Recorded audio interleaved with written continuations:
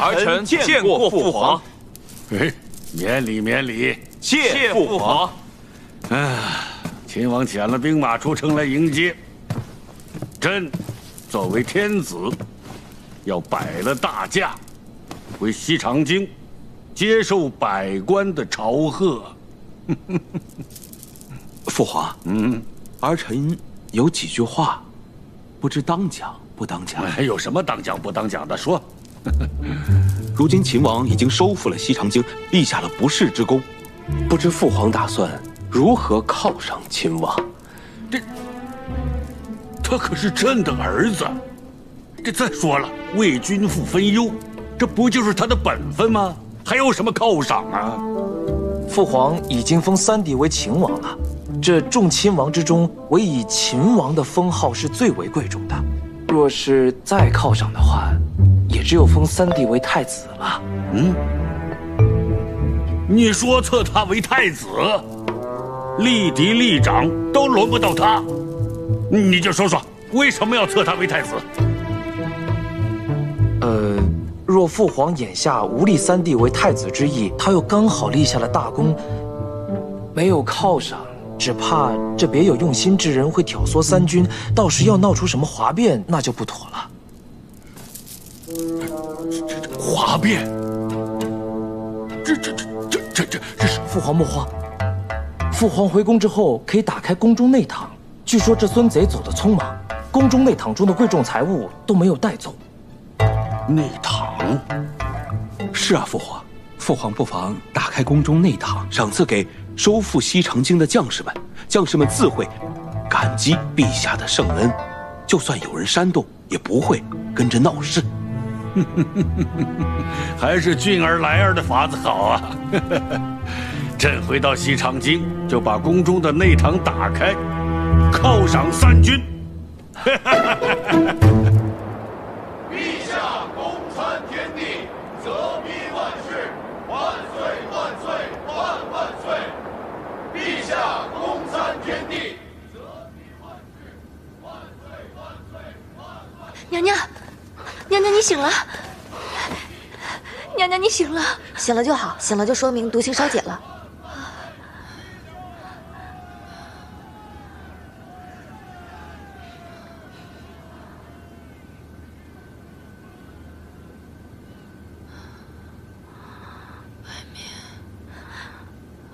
外面是什么声音啊？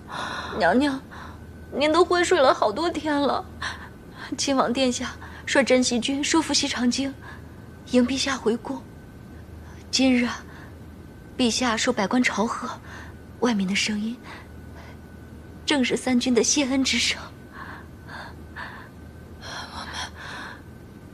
我们赢了，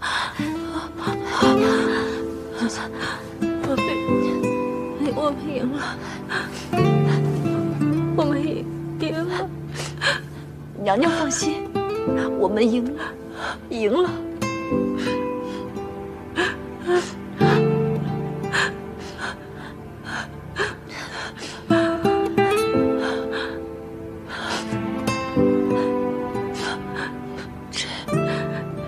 这2位姑娘是？娘娘，这是崔家军中的何校尉，受秦王所托，特来照顾娘娘的。多亏何校尉带来桃子姑娘，每日精心配药，才终于解了娘娘的毒。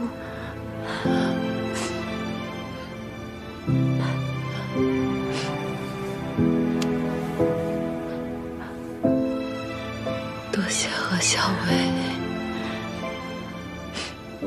娘娘大义，救了天下人，何某应该替天下人谢谢娘娘才是，又怎担得娘娘一个谢字？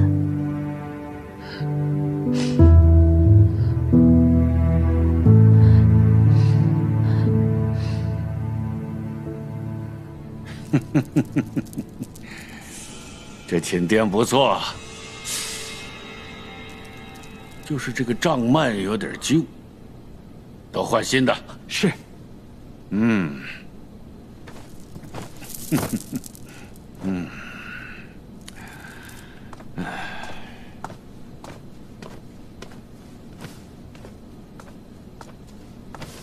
儿臣见过陛下。免礼免礼。哎，秦王你来的正好，这次收复西长京，你立下很大的功劳。说说看，想要什么赏赐？是金银，还是要封地啊？陛下，儿臣什么赏赐都不要。儿臣想请旨，待儿臣派人寻回太孙后，还请陛下应允迎回太孙。太孙？孙敬谋乱之时，弑杀先帝、先太子，幸得云长将军韩畅护卫太孙逃走。陛下，太孙乃先帝嫡传之血脉，请陛下应允迎回太孙，并令其为储君。哎呀，这么大的事，朕还要考虑考虑。陛下，先帝崩，先太子殉国，太孙继位，是名正言顺之事。朕都已经说过了，要好好考虑一下。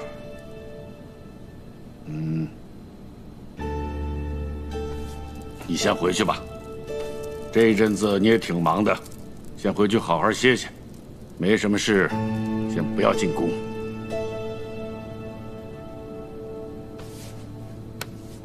是。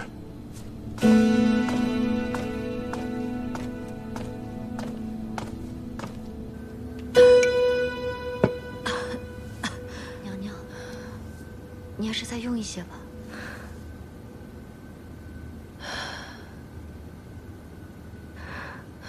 锦娘，孙敬还活着吗？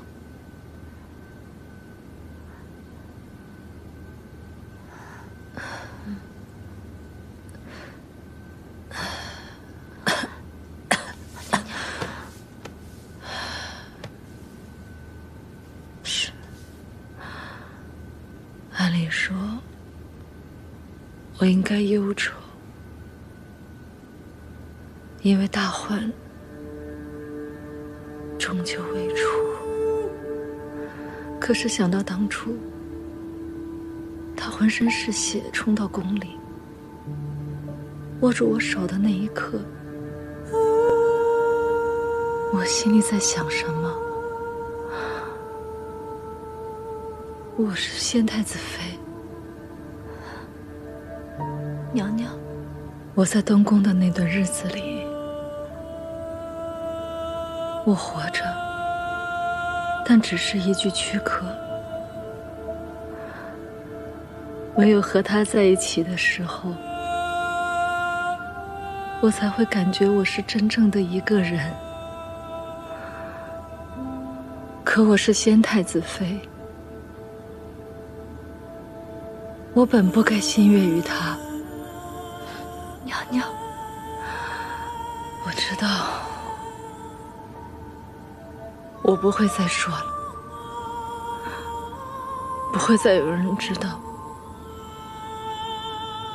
我与他之间的过往，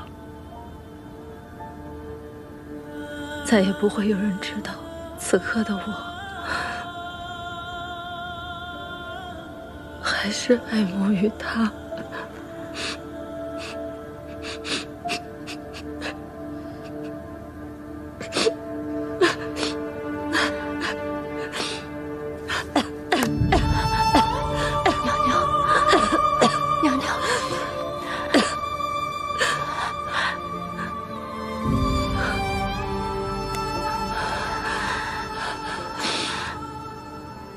我与孙敬须臾为一，我冥结一失，死不足惜。娘娘，您切不可这么说呀！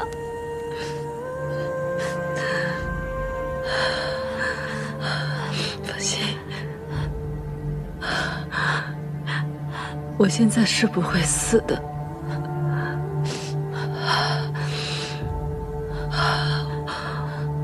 我还要确保太孙平安归来。我要看着他长大成人，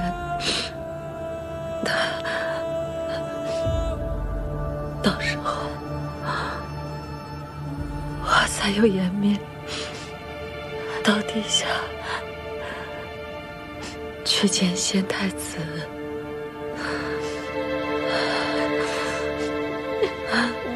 娘娘，不要！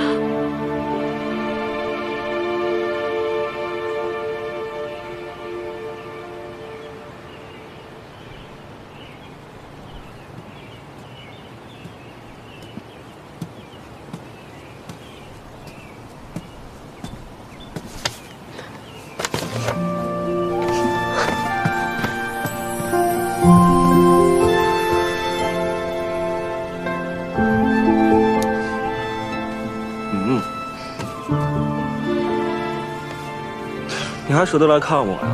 我以为崔大小姐早就把我抛诸脑后了。齐王殿下为何如此健忘？明明是齐王殿下让我去照顾萧妃娘娘。萧妃娘娘今日的身子终于好多了，吃了半碗粥也能说话了。我这才有空出宫来看你。我一出宫就来看你，都没有去见我阿爹，你还不领情？那我走了，我要出城去见我阿爹了。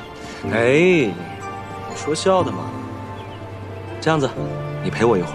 待会儿我陪你一起出城去拜见崔大将军，好吗？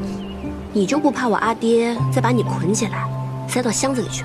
那你还是会救我的呀。那可不一定。你怎么了？是不是有什么不高兴的事？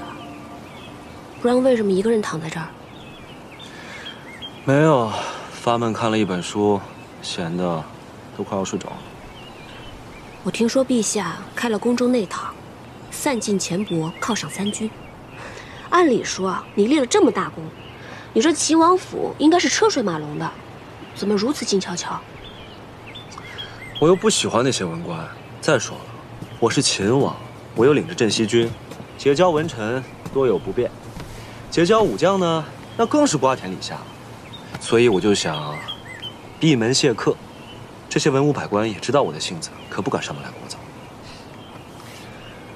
旁人倒也罢了，难道不应该去拜见一下故乡吗？前日在朝上，故乡官复原职，陛下还要赐他一个爵位，但故乡跪谢立辞了，真是风骨过人。之前收复西长京，他也帮了不少忙，所以那日下朝之后，我便去了故乡府拜谢了故乡。光是拜见致谢就完了？那他连陛下的赏赐都不要，那我还能怎么办？既然都去了顾府，就没有见见顾婉娘吗？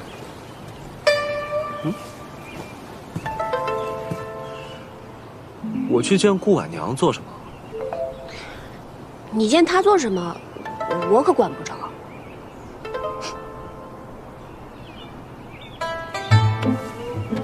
哎呀，你吃醋了？我没有。你就是吃醋了。我才没有。我要出城了，见我阿爹去。我陪你，免得你不放心。不要不要不要！别吃醋了啊！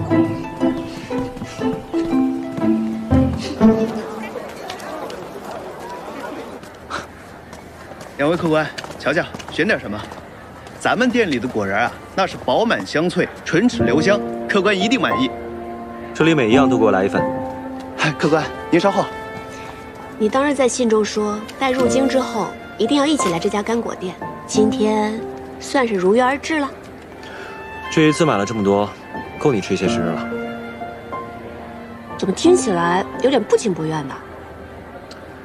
倒也不是不情愿，只是一想起来，今日一别，不知何时才能再见。17郎突然做小儿女之态，还让人挺惊讶的。本来呢想少买一点，这样你每次吃完了就会想起我。但是我后来想想，还是多买一点吧，这样你吃的时候就会想起我，更好。谁吃干果的时候会想起你啊？我呀，我吃的时候就会想起你。毕竟，你喜欢的，我也会喜欢。客官，您的干果好了，谢谢。哎，走，走吧。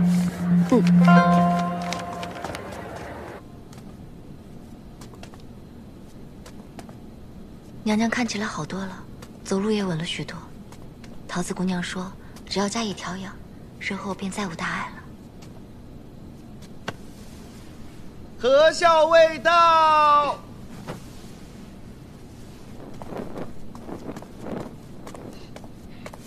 娘娘，娘娘今日觉得身体好些了吗？好多了，快过来坐。谢娘娘。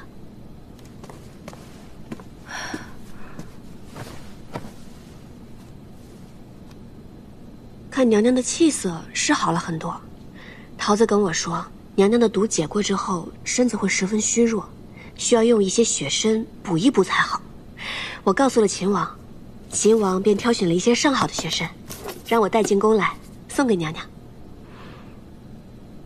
替我多谢秦王。娘娘客气了。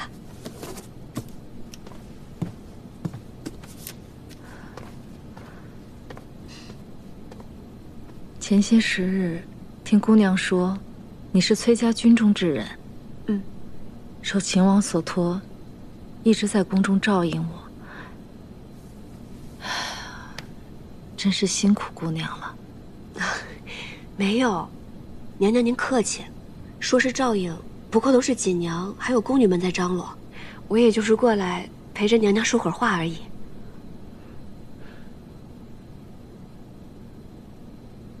姑娘，是秦王的心上人吧？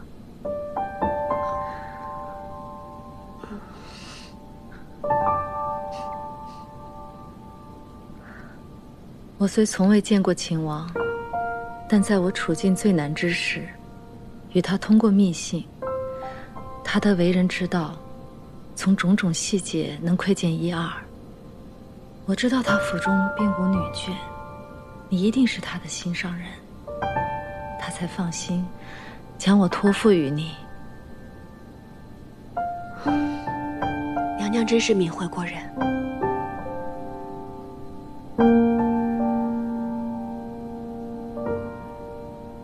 我是一个世节无益之人，唯有一死，才能了断此生。当初秦王答应过我，一定会帮我寻回太孙。我知道秦王也是一个信守承诺之人。我的身份是先太子妃，如今在宫中处境尴尬，十分不妥。我想离开宫里，去一个僻静之处，找一处安身之地，也请姑娘转告秦王，成全我。娘娘放心，秦王必定会答应安排。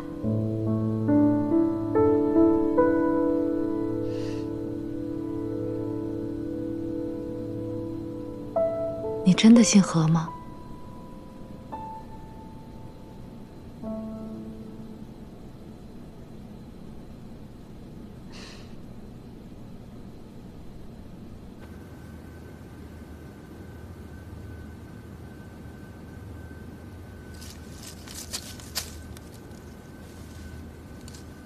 疏朗得当，原来世花你也颇具天分呐。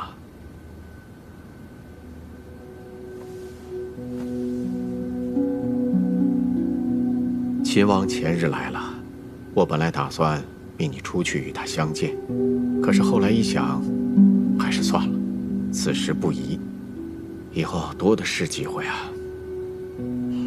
是。陛下回京之后犒赏三军，可是唯独对秦王没有任何的赏赐。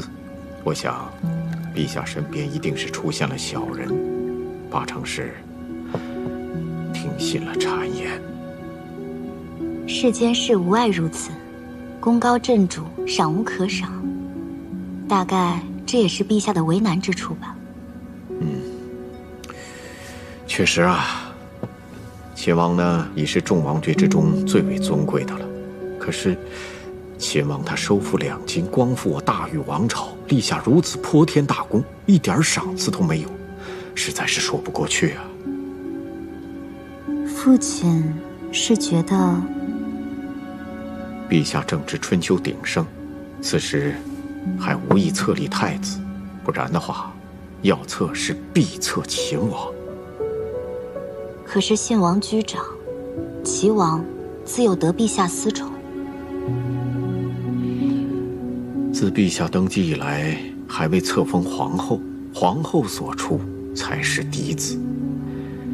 为父打算明日上书，恳请陛下追封秦王生母。秦王立下如此大功，其生母就该被追封为皇后啊。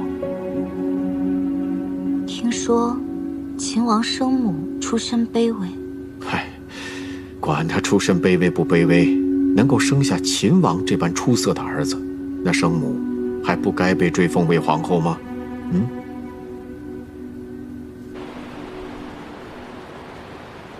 朕意已决，信王齐王的生母董氏追封为昭成皇后，秦王的生母刘氏追封为昭仪。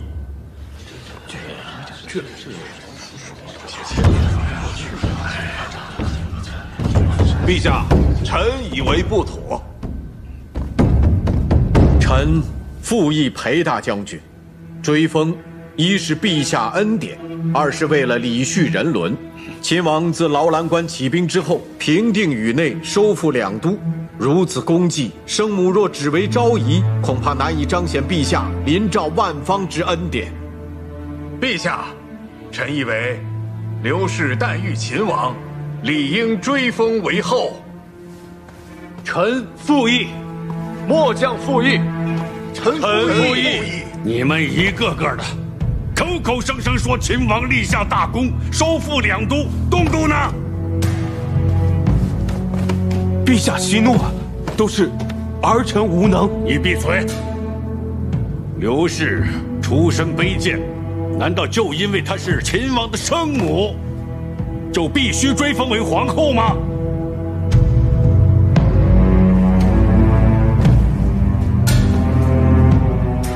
陛下，既然生母出身卑贱，惹陛下不喜，臣自请褫去王爵，去劳兰关属变。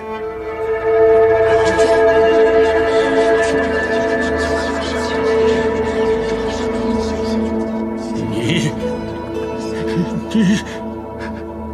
陛下请息怒。秦王生为人子，感恩生母诞育之恩乃人之常情，请陛下恕秦王。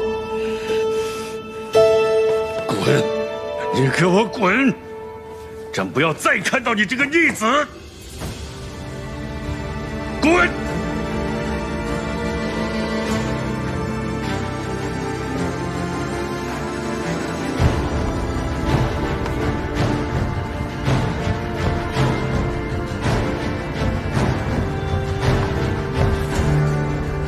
目无君父！目无君父！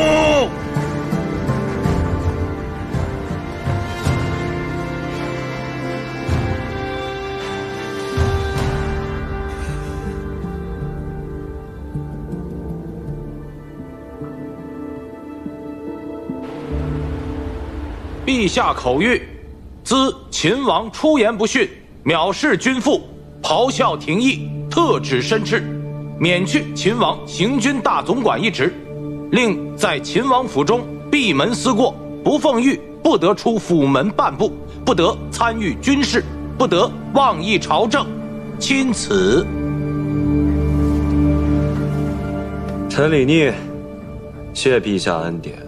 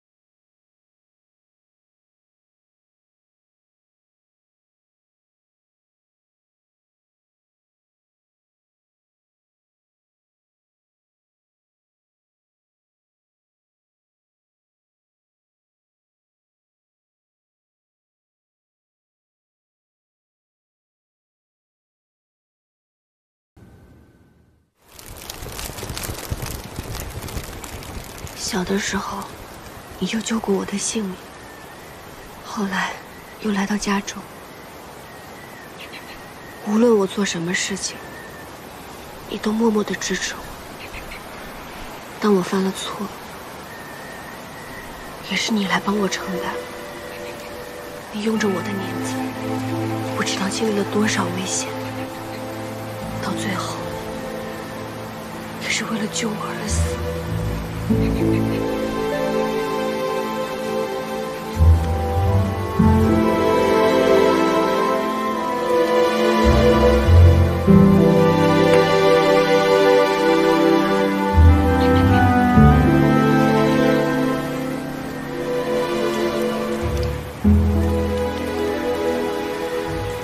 你做了10几年我的儿子，直到今天，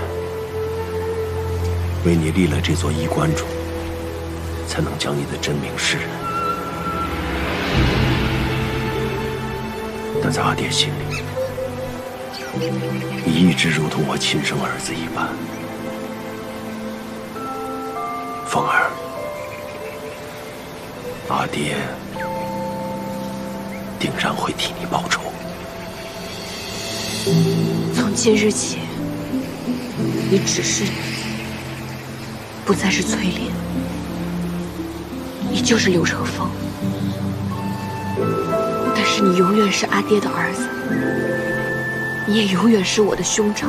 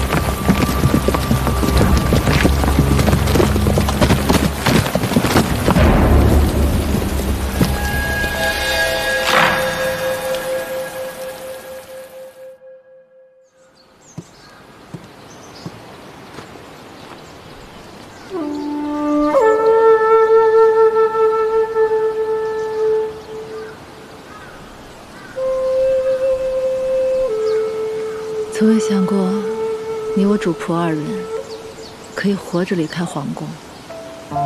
您看，秦王殿下替娘娘安排的住处多有情啊！再说了，大难不死，必有后福，您还得接回太孙呢，将来您的福寿还绵长着呢。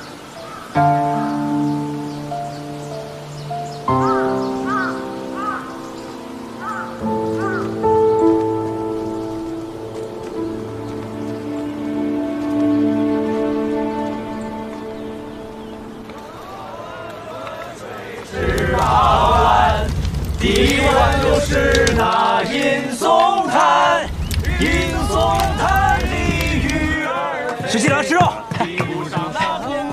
莫儿美，17郎来，拿酒，老三，老来喝水18碗，干了，干杯！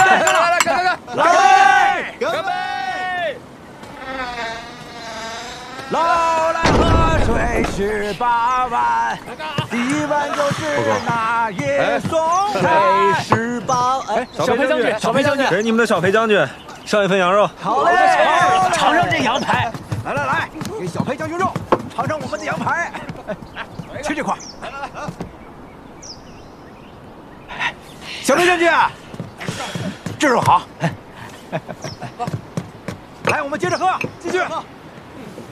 17郎，现在都这种局面了，你还有心情在这喝酒、烤肉、唱曲呢？哎，先来一杯。有没有啊？来一杯。你知不知道，孙敬派往百越的大军？尝尝这羊肉好不好吃？看这次烤的怎么样？走。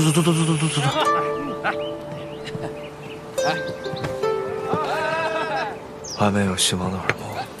件话想说一下。这些天我一直在等你。此时孙静在潼关虽然中毒昏迷，但他早晚会醒过来。他派往百越的大军已经在返程的路上。若大军跟孙静在潼关会合，那就麻烦了。石七郎，那你的意思呢？这几天我一直在做梦，最好的法子就是想办法让裴大将军派你去常州。这里是常州，这里是海水，由南至北，这里就是截杀征百越大军最佳的地方。放心，这件事情我和父亲肯定会办妥的。还有一件事情要拜托你。嗨，你的事儿我赴汤蹈火都会去办。赴汤蹈火倒不用，就是你可得帮我这个忙。放心。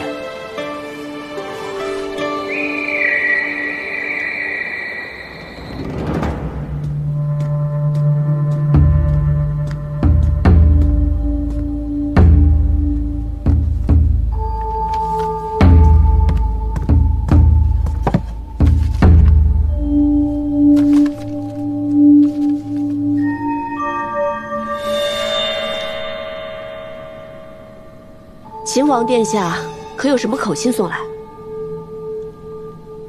那就有劳信使了。何校尉不打算看一眼吗？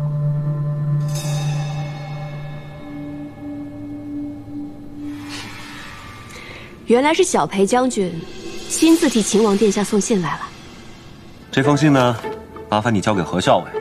哦不，你也知道，现在是崔小姐，她就在洛阳城外崔家军大营里。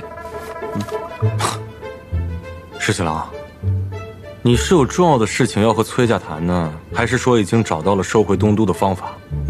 都不是，是私事。哎，你这偌大一个秦王府，虽然说陛下用羽林军围了个水泄不通，但我就不相信了，你找不到人给你送信啊？耳朵呢？你有所不知，现在羽林军奉旨，每天要给府里一干人灯点卯，耳朵身手再好，一日之内来回也来不及啊。石七郎，我和你说了，崔家谁说赴汤蹈火在所不辞啊？这么快就变卦了？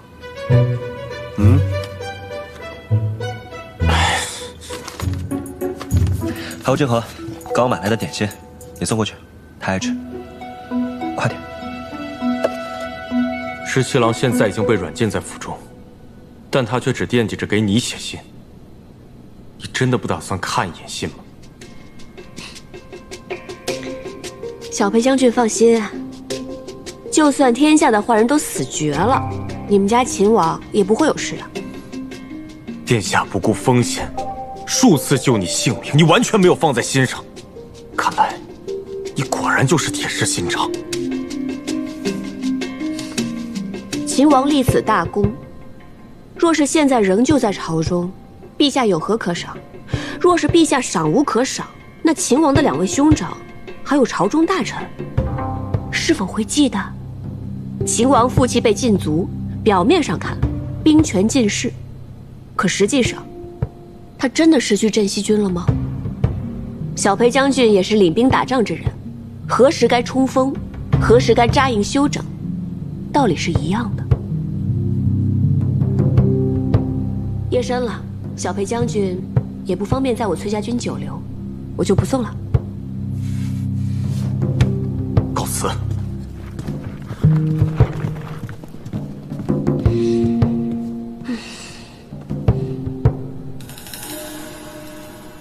送信来的人不是耳朵，有人现在很失落吧？没有啊，没有。大晚上肚子饿了吧？快吃口刚送来的点心，垫一垫。还是你最好，我真的有点饿了。快吃吧。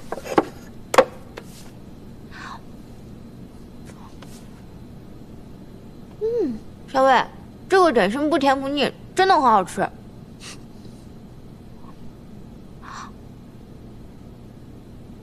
那个信，你真的不看啊？要不然你看看。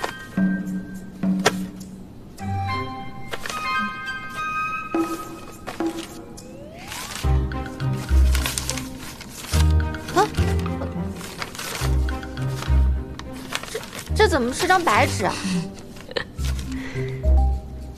小伟，你早就猜到了是不是？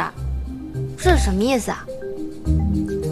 李逆让裴元来送信，就说明他虽然被软禁，但依然有可用之人，而且镇西军也仍旧听命于他。别的事情都不重要，干嘛要多费笔墨呢？哎呀，你们这两个聪明人，总这样一来一往的，累不累啊？是啊，比不上有些人，只要哨子一吹，那个耳朵啊就巴巴的赶紧跑来了。觉得这样真的能劝动秦王吗？秦王其人，外刚内柔，旁人见他征战四方，沙场拼杀，其实他的内心再柔软，再良善不过。只要话说得巧，就一定可以劝动他的。陛下责令秦王闭门思过，相爷不是说好多人上了奏书，说秦王的坏话吗？木秀于林，风必摧之。正因为秦王这次立了大功，所以反而被旁人忌惮。如今陛下正在气头上，如果秦王不肯低头认错，只怕父子间会生了嫌隙，大大有碍秦王的前途。见过秦王殿下。顾小姐，本该要去府上拜望顾相，但如今我出门不便，还请顾小姐回府之后替我转达致意。殿下客气了。其实今日前来，并非父亲吩咐，而是婉娘自作主张。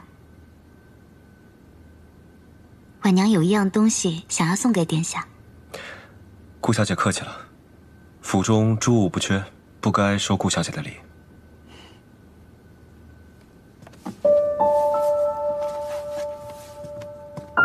此为婉娘亲手所绣，婉娘访遍京中故人，幸得有数人曾见过秦王殿下的生母刘娘娘的音容相貌，我就按照他们描述的绣了这幅刘娘娘的画像。绣好之后，我给认识刘娘娘的人看了，他们都说很像呢。殿下，我们小姐寻了好久，好容易找到几位曾经见过刘娘娘的人，又问了他们好久，问得可仔细了，再起了草稿，白天黑夜的埋头绣啊绣的，熬得眼睛都红了，终于将这幅绣像赶出来了。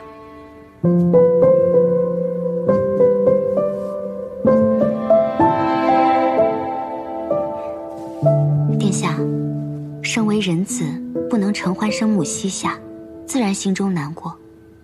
可刘娘娘在天上有灵，得知殿下如今因才出众，肯定十分欣慰。多谢顾小姐，这幅绣像我就收下了。殿下是通达聪颖之人，自然也知道刘娘娘不会愿意殿下为了她的名分和陛下生分了。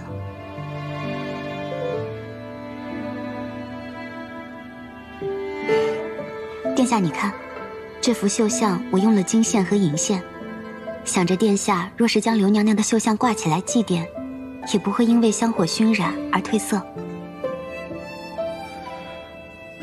顾小姐想得太周到了，李逆感激不尽。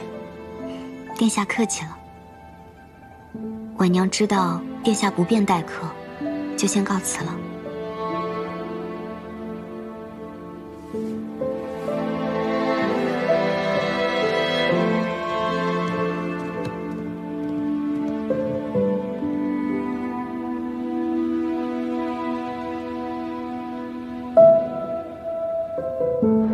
小姐，你不是说要劝秦王跟陛下认错的吗？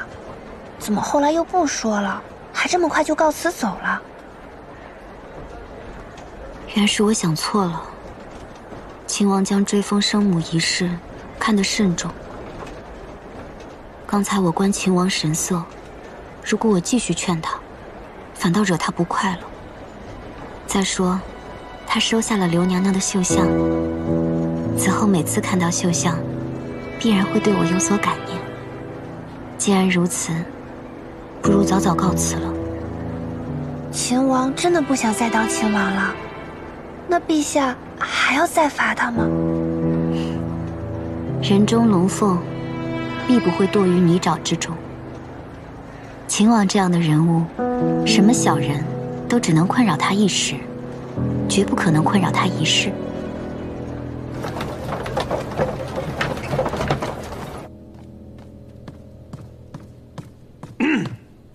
回来了，回来了。别看了，没有回信，人家连你的信都没有拆。我又不是在等回信。不过有一句说一句啊，那个崔小姐有些话呢，确实还有些道理。她说你现在这个境况呀，那就像咱们冲锋打仗，何时该冲锋，何时呢该停下来休整，这其实你自己心里都有数。是什么呀？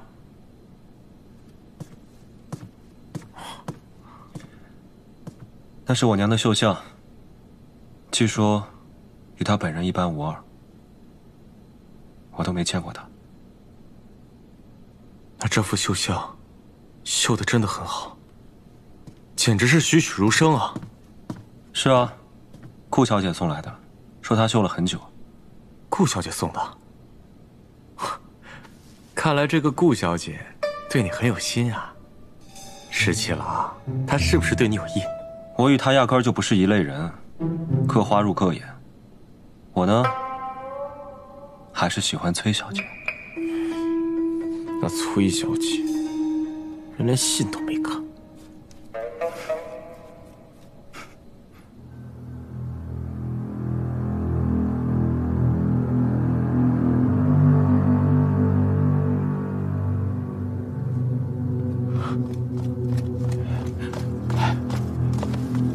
大都督可有起色？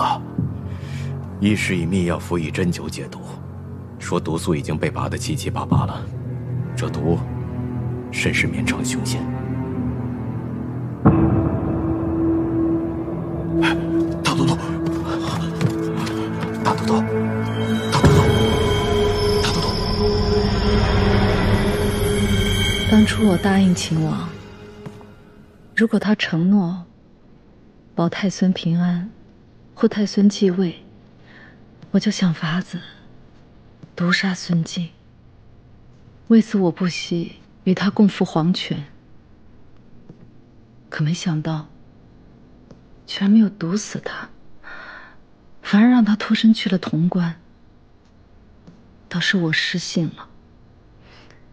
娘娘，你已经尽力了，只是天不遂人愿罢了。秦王昨日来信，说孙敬虽战败，但威胁尚在，万事还是谨慎为上。你快写信给韩将军，让太孙暂且还是不要暴露行踪才好。是。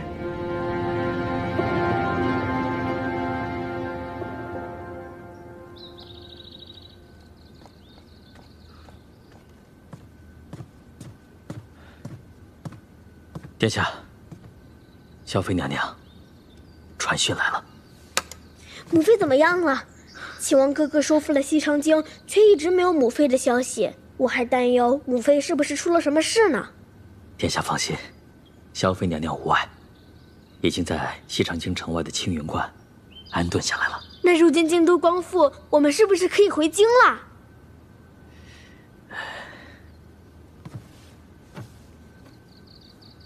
殿下，萧妃娘娘传讯来，就是叫咱们暂且忍耐。孙敬还盘踞潼关，京都里，秦王是可信之人，信王、齐王均野心勃勃。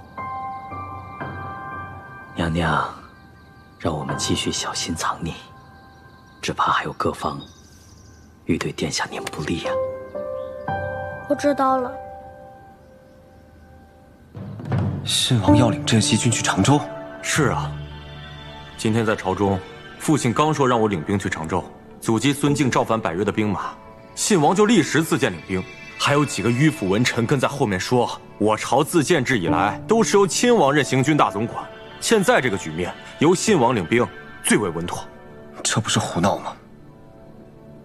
他洛阳是怎么丢的？让他去领兵，岂不是让我们镇西军白白送死？哼，就这，还拉着齐王一起呢，说齐王智勇可以帮衬，到最后连陛下都要被说动。陛下下旨了？还没有正式下诏到中书省，但是陛下的意思现在已经很明显了，就是让信王领行军大总管，齐王任大将军，我为前锋，调镇西军全部3军前往常州。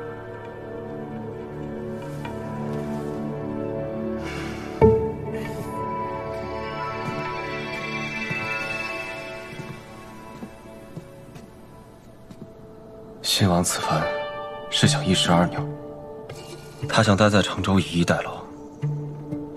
若是灭了孙敬的征百越大军，便可立下大功；二来，他想夺取我们镇西军的军权。父亲也是这么说的。父亲还说了，信王一直对东宫垂涎3尺，但是他寸功未立，在声望方面根本无法和十七郎相比，所以他才迫不及待想去常州打一个大胜仗。孙敬遣征百越大军，用的都是沙场上的宿将，虽疲劳而返，但未必能一击必溃。信王为人轻浮自大，并不治兵；齐王有小智而无大勇，这2个人一起，不仅打不了胜仗，反倒一将无能，累死3军。来，摇！陛下，不行了！哎呦，陛下，你有何事啊？陛下，秦王殿下呈上奏书，请圣阅。不是让他闭门思过的吗？他知道自己错在哪儿了吗？啊，还上什么奏书？不看。去！父皇，您还是看一眼吧。如果三弟他有什么逾矩的要求，您好驳斥了去。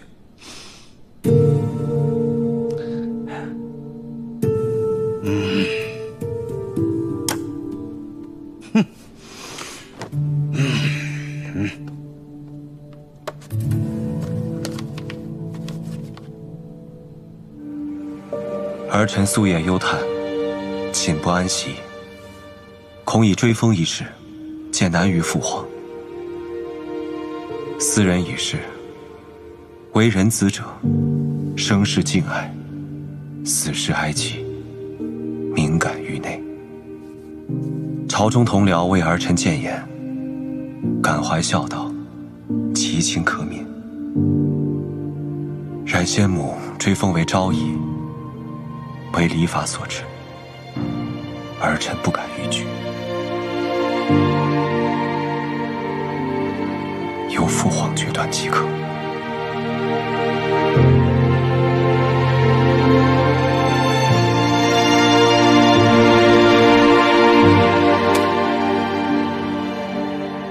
我已经上书陛下，请追封先母为昭仪，以平朝中议论。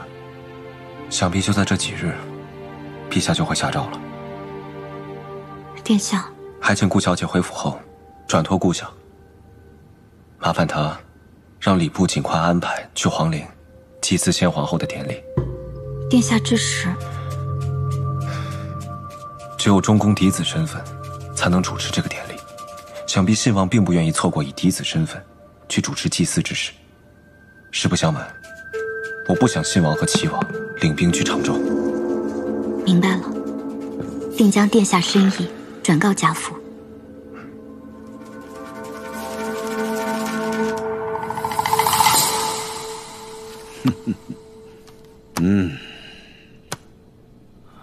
父皇，三弟在奏书上都说了些什么？他说他不想为难朕，特意请求追封他的生母为昭仪。当初三弟为了追封之事，连秦王都不想做了，还当朝让父皇您难堪。如今怎么又突然上书认错？所以啊，必须得下旨好好申斥。你看看，叫他闭门思过几日，他想明白了。嘿嘿嘿嘿。三弟也可能就是嘴上说的好听，他心里还是在怨恨父皇。既然他已经认错了，我觉得还是追封刘氏为贤妃吧。毕竟你和莱儿的母亲都追封皇后了，那些大臣们说的也有道理。我就你们3个儿子，唯独他母亲被追封为昭仪，的确有些不妥呀。三弟偏偏在这个时候上奏书，我看就是想要领兵去常州。如果他一认错，父皇您就让他领兵，这未免也太过骄纵了。这怎么能让他以后畏惧父皇您的威仪呀？放心吧，既然闭门思过有用，那就让他再闭门思过一段日子。小薇，秦王都已经闭门思过这么久了，怎么突然才想起来要看他？他上书给皇帝，奏请追封生母为昭仪，但礼部成了皇帝的旨意，最终追封为贤妃。此事已成定局了。秦王已经退让，此事不是应该已经了结了吗？纷争是可以了结的，但是人的心要是受了伤，哪是能说好就好的？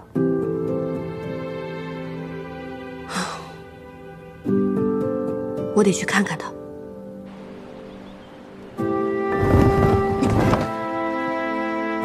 小薇，咱们好不容易翻墙进来，可这秦王府这么大，殿下会在哪儿啊？你不是有哨子吗？快叫耳朵来带路。啊，带好。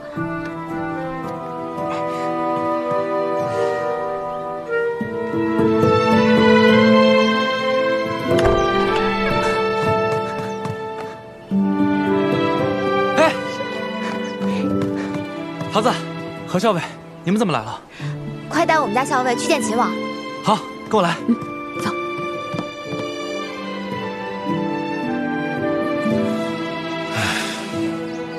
拿酒来，拿酒来。放下就行，拿自己来。真的不用我来倒酒吗？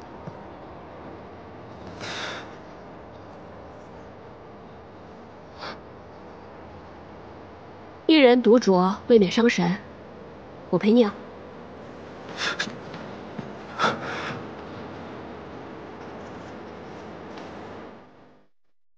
你怎么来了？我来看看秦王官在府中是否过着酒池肉林、美人在怀的日子啊。酒池肉林倒没有，美人吗？此刻的确在此。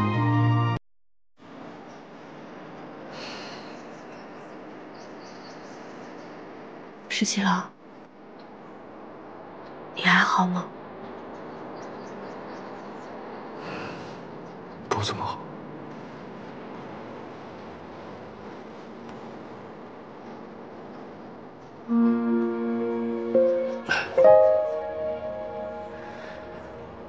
我的母亲为了生我难产而死。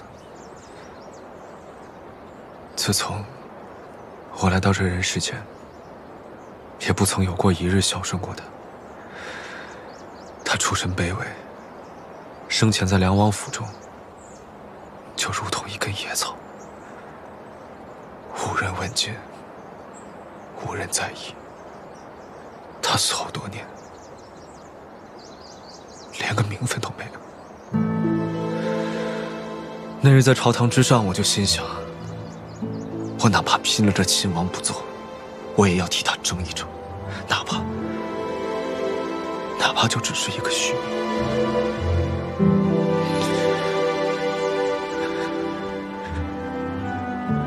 可就这么一个虚名，他们都不肯给的。父皇什么都不肯给的。从前我知道我父皇不喜欢我，他怪我克死了我母亲。我还还以为他心里有那么一丝丝在意我母亲，如今我才发现，他对我母亲的死好像根本毫不在意。他嫌弃他出身卑贱，对他如同婢女。你说，我母亲为了生我而过世，是不是很不值得？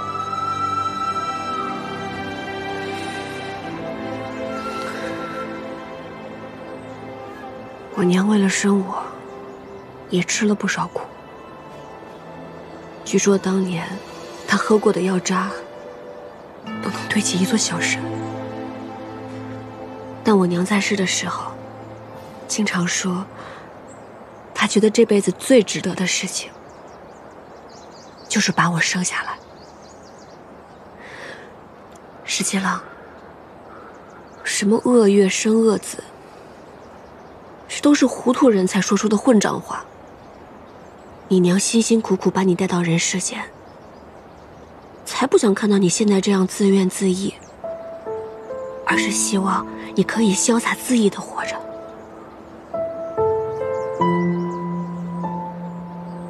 潇洒恣意，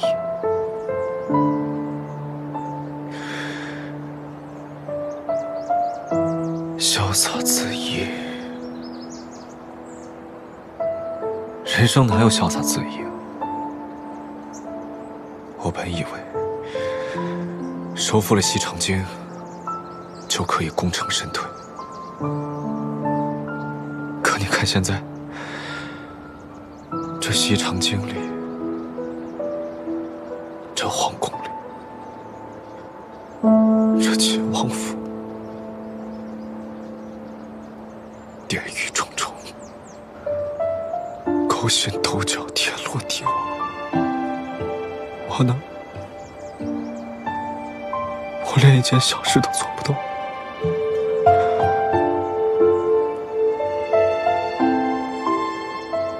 我连替我母亲争一个虚名，我都做不到。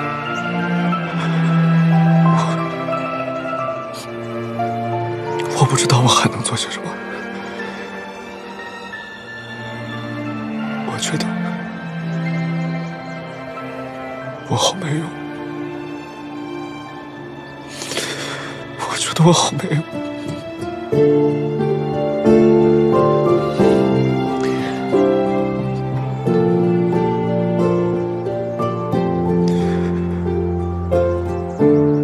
其实我很难过，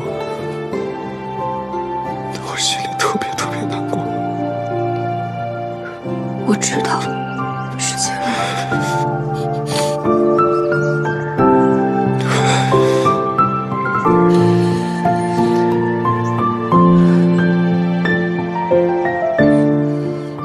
其实，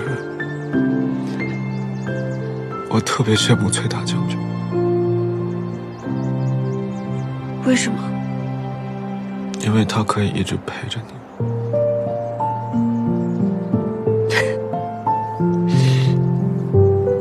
我这不是来看你了吗？可你待会儿就要走了。好，那我答应你，过会儿不走了，今晚都不走了。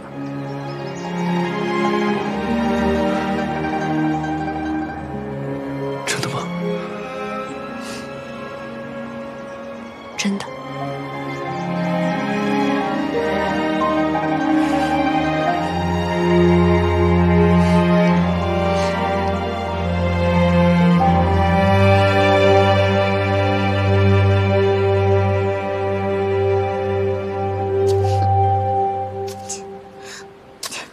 桃子，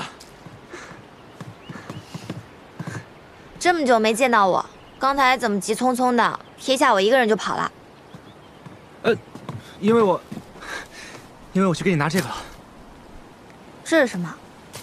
这些都是我为你采集的药材，你看，这是黄芪，然后还有当归，这是白芍，还有这些药材有的是我在药铺买的，有的是我直接上山采完以后自己晾干的。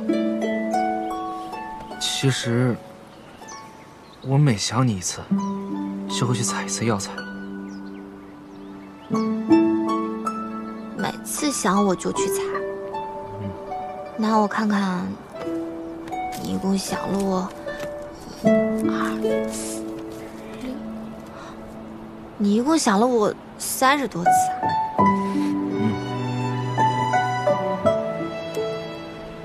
那，你以后要是想我的话，可以来看我嘛，也可以像秦王和校尉那样，给我写信啊。真的吗？当然是真的了。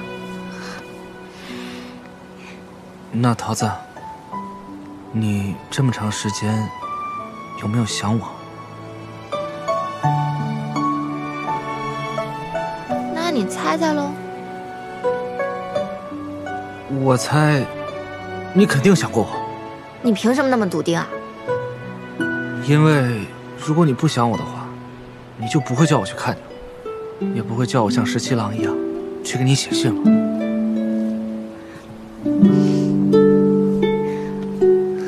是吧？我就说嘛。算是吧。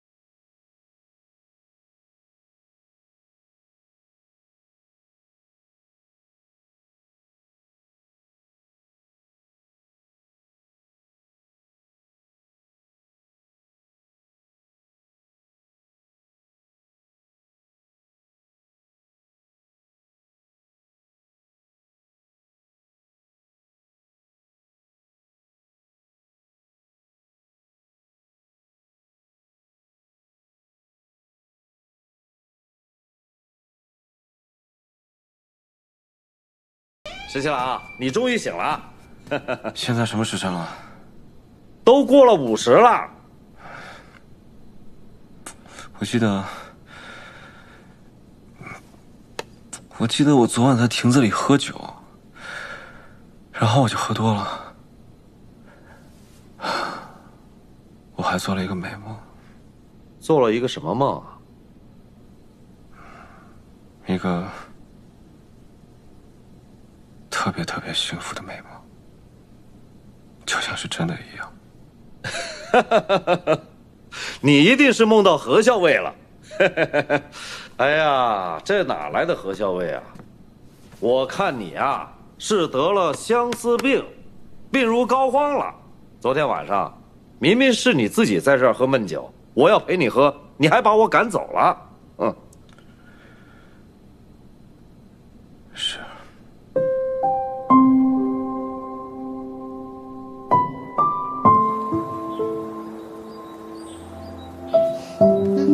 小伟，吃一点。你吃吧，我没什么胃口。可不是没胃口，你一个晚上都没睡。哎，咱们要不要去前面镇子上找个客栈，打尖歇息半日再赶路？不用了，其实昨晚我也打了个盹儿。你说说你，千里迢迢、披星戴月的赶来见秦王殿下，怎么就不多留几日？只跟殿下说了那么一会儿话就够了。我只要看上他一眼，就放心了。要是被旁人发现了，又要生出很多枝节来。只是不知道，他如此伤心，如此内疚，要过多久才能释怀？反正我还是觉得，两个人还是要长长久久的在一起才好。只说那么一会儿话，哪能够啊？我看有些人是想跟他的耳朵长长久久的在一起啊。校尉，不过你还真别说，我才离开他那么一会儿，我真的就想他了。你呢？你想不想秦王殿下？确实，一日不见，如隔三秋。就是嘛。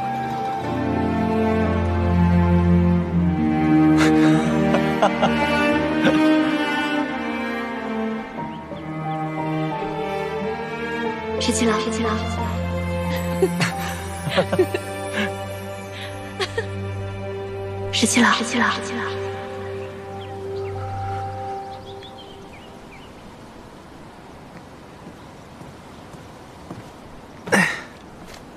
你做什么去了？昨天桃子不是来了吗？他说他想吃干果，所以我早上就买了一些，正准备找人给他送过去呢。昨天桃子来了？对啊，他跟何校尉一起来的。哎，也不知道他现在走到哪儿了，有没有打尖吃饭？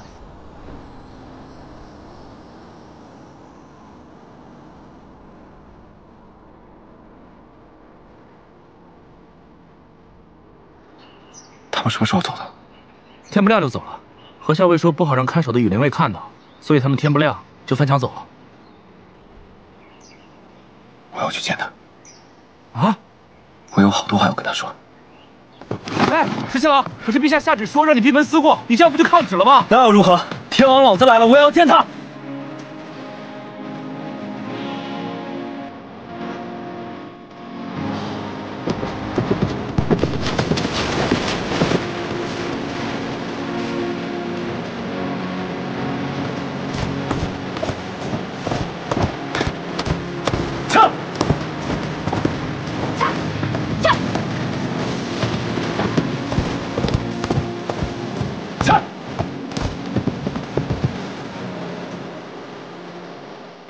客官，客官请坐。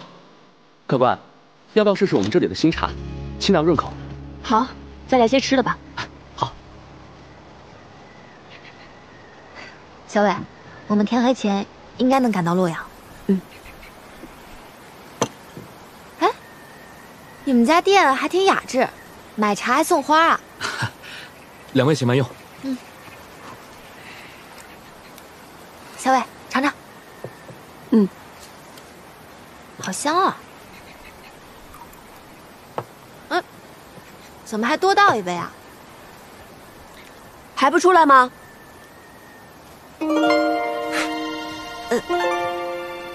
这里好挤啊！哎呀，你怎么来了？就是想来看看你啊。昨天晚上还没看够吗？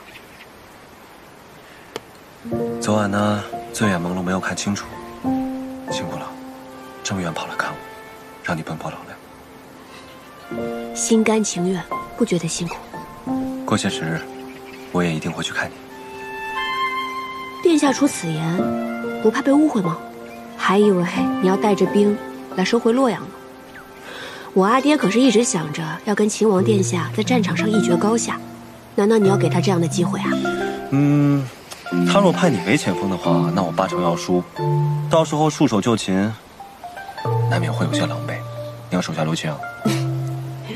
殿下放心，你若是真有危难，我定会出手相助的。好，德军一诺，敏感五内。但是秦王殿下实在是太勇武了，切不要给我这样的机会啊！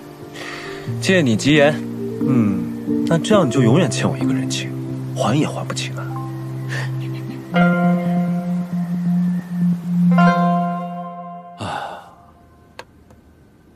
我看李逆啊，这就是以退为进啊。他假惺惺的上书给父皇，说愿封自己的生母为昭仪，但父皇仁厚，不就封他的生母为贤妃了吗？这李逆呢，那是在闭门思过，那就是整天在琢磨着如何重掌镇西军兵权呢。大哥，父皇让你留下来，主持母后的祭典，也就只能让你遥领行军大总管之职，让小裴将军独自领兵去了常州。我们须得提防这条李逆对常州之事指手画脚，甚至是夺了镇西军军权呢。这个你放心，我既然是行军大总管，自然不会给他们机会的。此去常州，我只说是形势危急，我只让裴元带了3成的兵力和粮草先行，他一定会以为后续必定会有大军增援。哼，做梦去吧！裴元不是只听从李逆的驱使吗？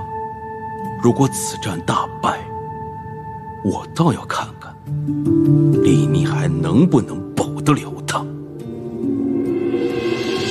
大都督，您刚解毒不久，还是先歇息一下吧。李逆这个人啊，行事老辣，我猜他8成是要在常州拦截我召回的征百越大军。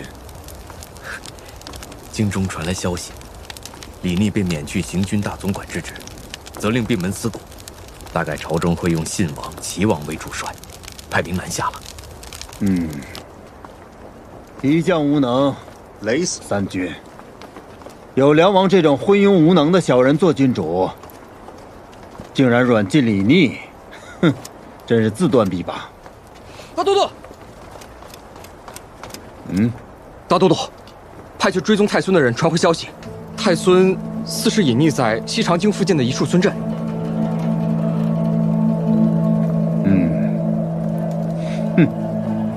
传令下去，生擒太孙，其余人格杀无论。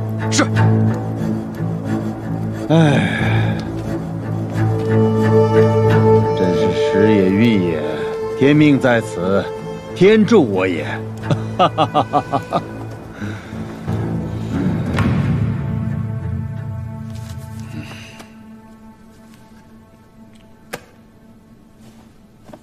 裴元派人送来加急文书，说是征百越大军已经渡过了汉水，直逼常州了，催朝廷给常州补足军粮，又催着朝中派出援兵。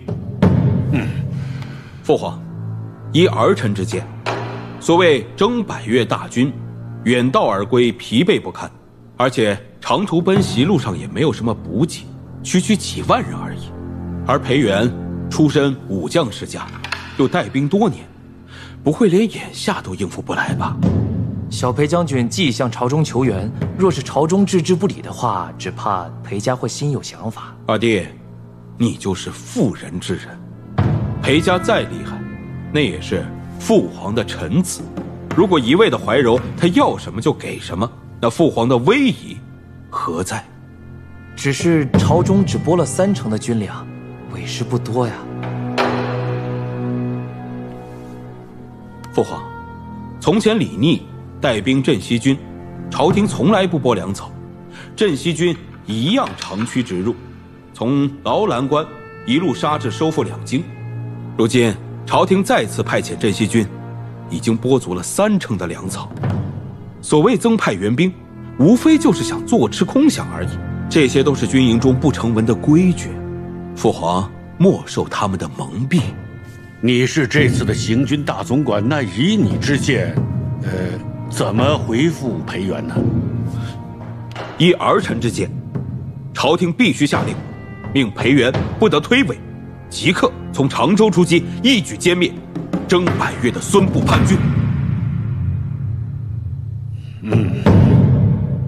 不懂还瞎来！说好派给小裴将军镇西军的大部呢，开拔的时候只给了小裴将军30%的兵力和粮草，现如今既不给粮草，也不派援军，竟然还命主动出常州迎敌，这不是让我们镇西军的将士去送死吗？交给桃子。哎，这都什么时候了，你还在这儿给那个何校尉写信啊？朝廷拒绝派援军支援常州，反倒要裴元出击，我又出不了京城，如今之计，唯有请崔家军帮忙支援常州了。好，我这就去。哎，石七郎，你让崔家军去解常州之围，这事儿能行吗？反正我在信里说了，就当是我困在常州了，他总不能见死不救吧？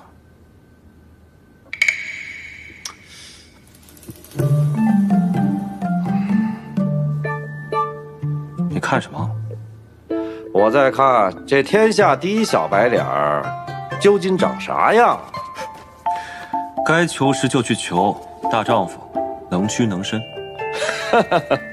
要是能用一封信解常州之围，哎，这软饭吃的真是前无古人后无来者。嘿嘿，不敢当，不敢当啊。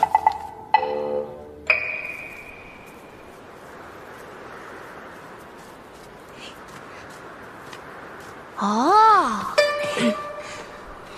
睹物思人呀！唉，我觉得秦王殿下他做的不对。怎么不对啊？他心里肯定知道，校尉你一没事儿就会拿在手里摩挲玩赏，可偏偏要用稻草来做这个。那这3天2头给磨坏了怎么办？他就应该啊用木头雕刻一个才是，这样才结实。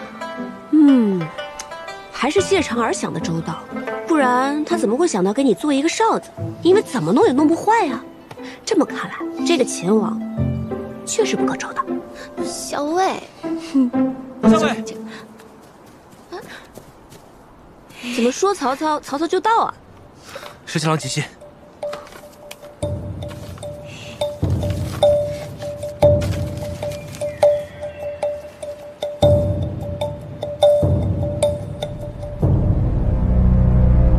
陛下，陛下，常州急报！如何了？小裴将军奉旨出击，苦战2日1夜后，寡不敌众，被孙部叛军围堵，镇西军食不存酒，小裴将军身负重伤。那常州城呢？平凉大将军崔乙带着崔家军赶到，一举歼灭了孙部叛军。小裴将军趁机带着残存的镇西军渡河，扎营在常州100里之外。但是，崔乙带着崔家军进了常州城。什么？崔乙占了常州城？父皇，常州乃是军事要冲，不论是落到孙敬手上，还是落到崔乙手上，对我们都是大大的不利呀。父皇，裴元丢了常州城，死罪当诛啊！大哥，现在不是论罪的时候吧？常州城是被裴元弄丢的，怎么就不能追究了呢？当日，父皇拒绝了小裴将军的求援，裴宪大将军亲自入宫，分说请求父皇增派镇西军主力。但是大哥，你当时说，小裴将军是未战，有意避战。后来3道旨意送到常州，迫他出战。如今常州已失，这个时候如果再定罪于小裴将军的话，只怕裴家会不答应吧？快想想办法！崔姨那个沙胚，上次抢了东都，这次又抢了常州，再这么下去，朕这个皇帝做的还有什么意思？还有什么脸面呢？父皇，儿臣心中倒想保荐一人，若此人能够领兵出征的话，定能收复常州。是谁？臣保荐三弟。不可，李逆正在闭门思过，怎可以带兵呢？三弟自幼能征善战，况且他与孙敬、诸部和崔家军都交战过，尚无败绩。况且这满朝文武之中，只有三弟与裴家素来都十分密切。若此时让三弟领兵常州的话，也许能够打消裴家的不满，重振军心。李逆骄逸狂妄，此前种种的悖逆言行，难道就这么算了吗？那此刻还有谁能领兵出征呢？如此危境，难道要大哥亲自出征吗？大哥乃是父皇的嫡长子，就算是父皇首肯，那满朝文武也不可能让大哥以身犯险去领兵啊！哎呀，行了，还是莱儿说的有道理。去传旨，秦王反省慎笃，免其责罚，即刻率军驰援常州。是。大将军，来，喝药了。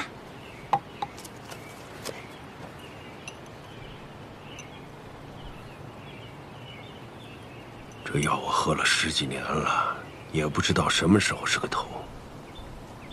良药苦口利于病，阿爹的旧伤总是在阴雨天复发，所以这药万万不可随意中断。来，快喝了，对身体好。知道，就你管着阿爹。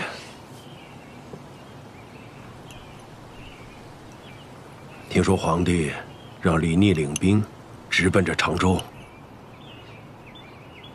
常州易守难攻，他就算来又如何？难道阿爹还怕他不成？丑话说在前头啊，这回与秦王沙场对阵，我可不会手下留情。阿爹千万不要手下留情，这个李逆年少轻狂，总要让他知道我阿爹的厉害才是。那是。您好，二位请慢走。小伟，这个唐饼家的玫瑰荔枝樱花酪真是好看，你看，像朵花一样，名字也好听。你呀，小馋猫一个，味道真好。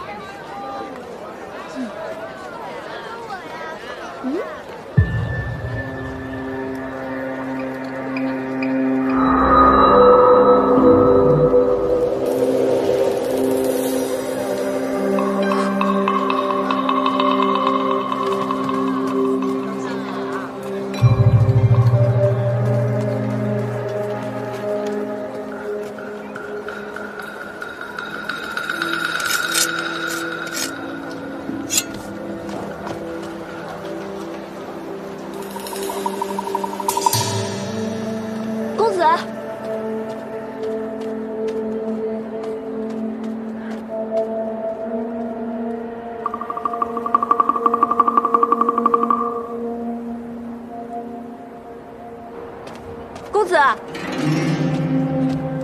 公子，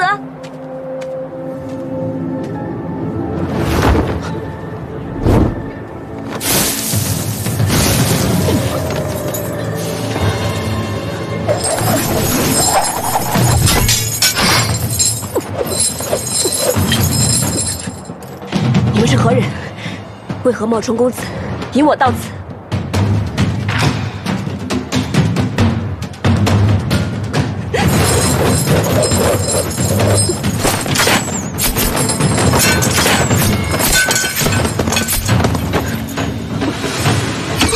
别射他！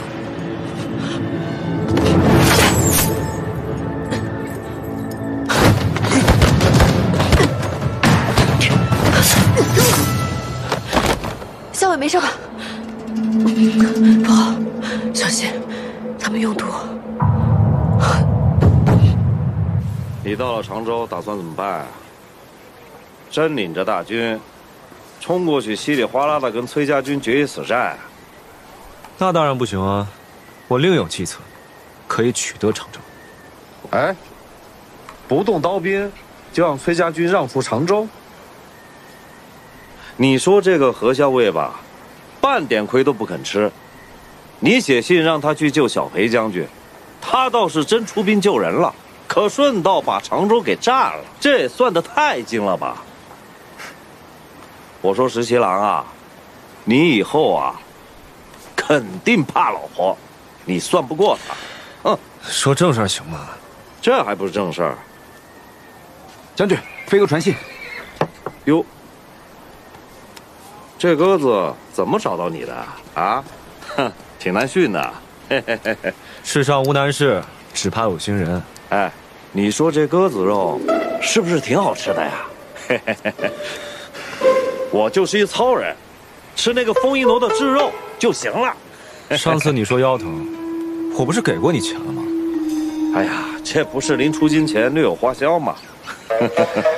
老鲍，平时没事多攒点钱，等将来哪一天不打仗了，回家置几亩田地，娶个娘子多好。哎呀，这船到桥头自然直，真到了这个解甲归田的时候啊，当然要攒钱置几亩地啊，然后再娶个娘子。不过现在，我说石七郎啊，你觉得这个鸽子肉是不是挺好吃的呀？啊？谢了，走吧。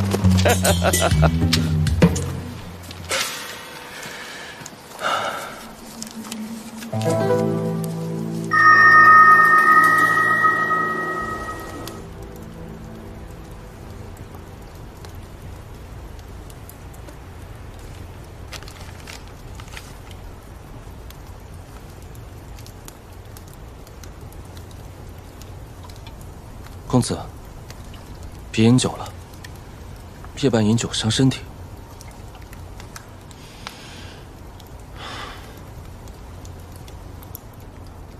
也不知道阿莹的毒解没解。公子，若是当下咱们不使用这个方法，是逼不出李逆的。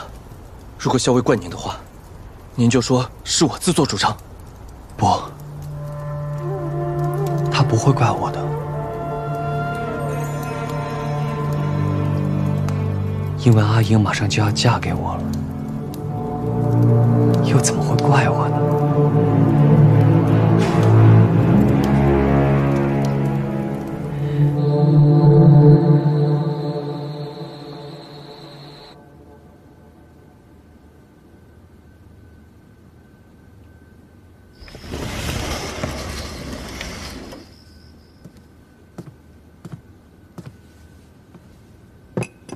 甜汤这么快就好了吗？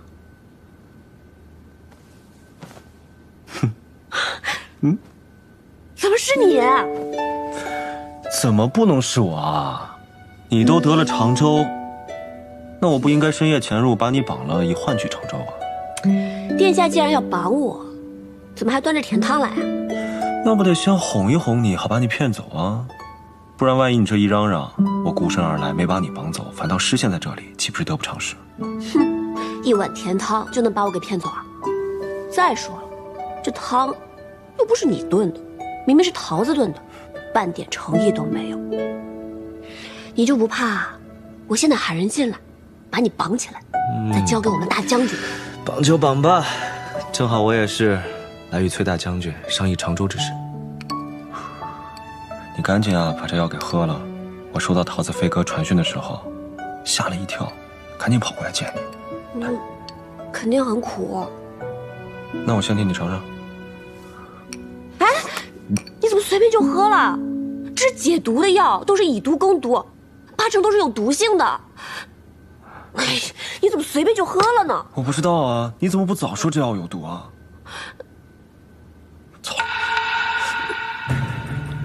没事吧？石七郎，石七郎，没事吧？石七郎，怎么了？石七郎，石七郎，你醒醒！石七郎。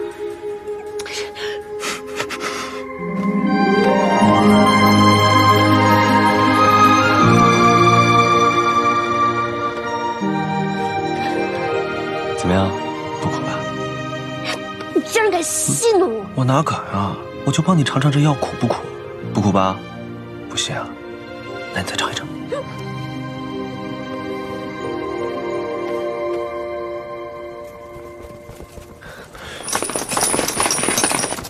你快走吧。来不及了，把这里围起来！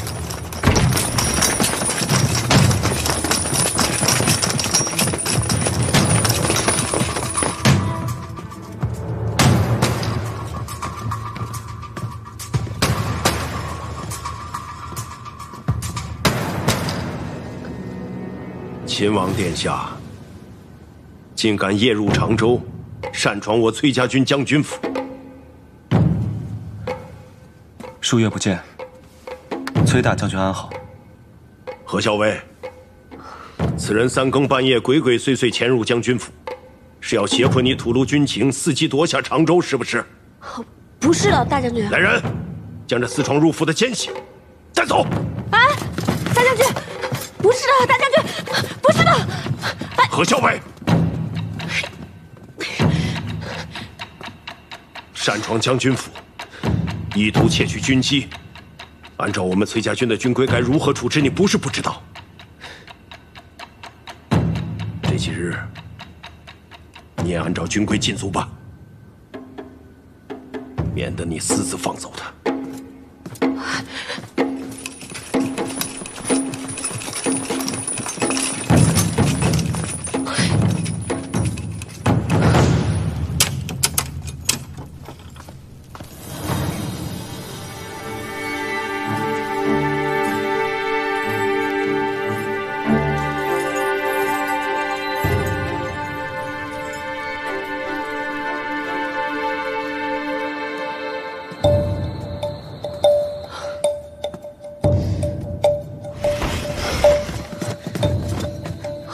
桃子，你怎么来了？外面怎么样？秦王被大将军关进水牢了，我在外头听说了，就想去探探消息，结果被发现了，大将军就派人将我给押了回来。他还跟我说，让萧伟你还有我绝不准踏出这屋子半步，否则的话就拿我们军法从事。这个李尼还总说自己是镇西军最好的斥候，悄悄溜进来看我一下，就这样被阿爹逮了个正着。那现在怎么办啊？既然是最好的斥候，那他应该不会不给自己留后手吧？什么后手？你的哨子呢？对啊，秦王要是来了，耳朵八成也来了。我这就吹哨子叫他。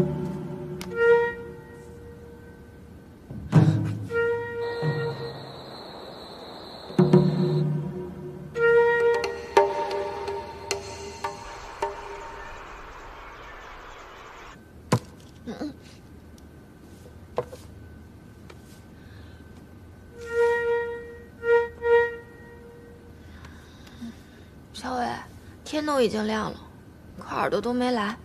齐王不会是自己一个人来的吧？不会，谢长儿一定来了。讨厌！校尉，桃子，送早饭了。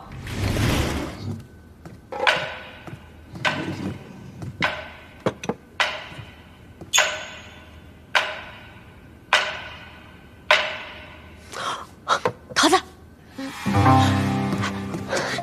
你怎么才来啊？我哨子都快吹破了，我以为你不来了。我就知道你一定会想法子来见我们的。是我来晚了，你们这里戒备森严，我好不容易才打晕了一个人进来的，对不起啊。原谅你一次。哎，石七郎呢？秦王已经被关进水牢里了，我跟校尉现在也被关起来，所以才想找你来想办法。难怪我在外面等了半夜，也没有等到他。他现在被关在水牢里面，你得帮我才能救他出去。可是我怎么帮呀？你这身衣服倒是穿得及时。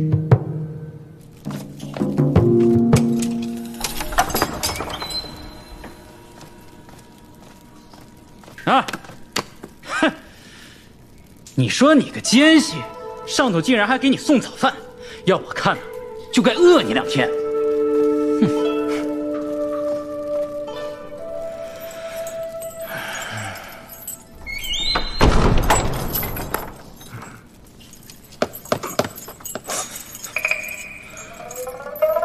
石头还硬啊！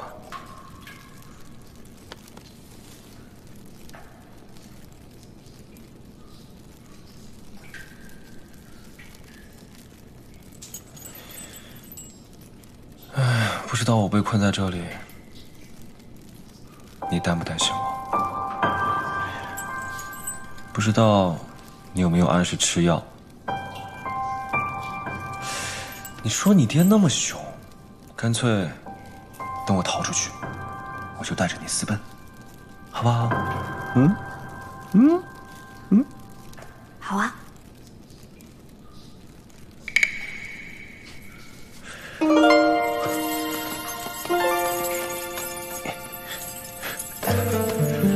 你怎么来了？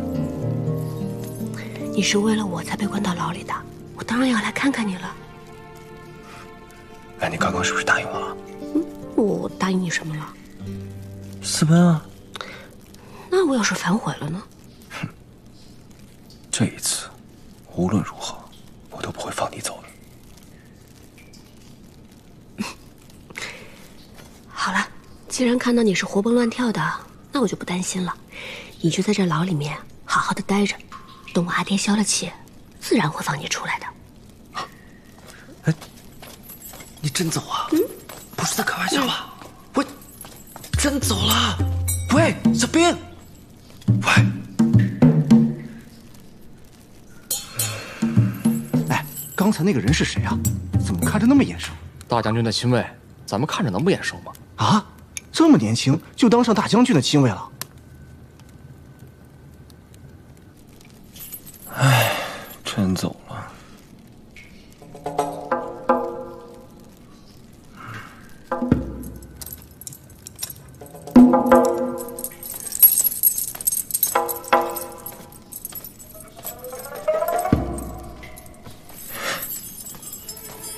怎么突然又回来了？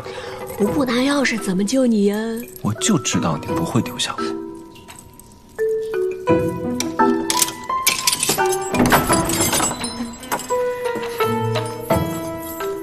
咱们快点走，阿爹不让我踏出房门半步，我是实际掏出来的，估计瞒不了多久。走。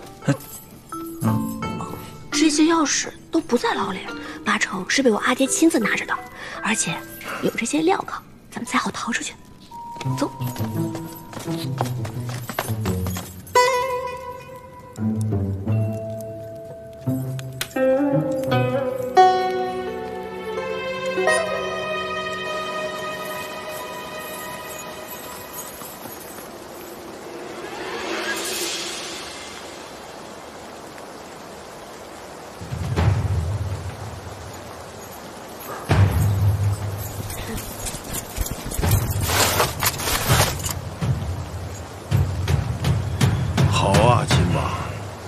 你竟然敢胁迫我军中校尉助你越狱！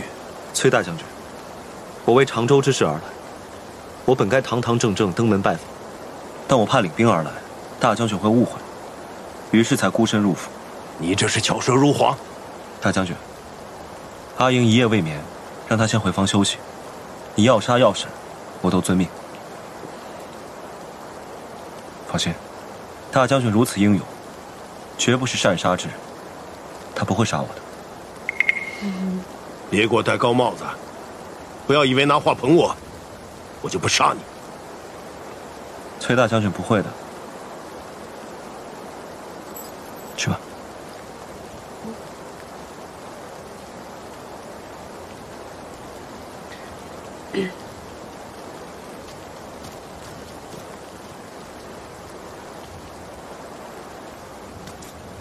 你喜欢我女儿？是。大将军，李逆心仪崔小姐已久，还望大将军能够成全。你若真的喜欢阿英，我也不是不能成全你。真的吗？但你要答应我一件事，只要不违背忠义二字，我李逆上刀山下火海，必为大将军做到。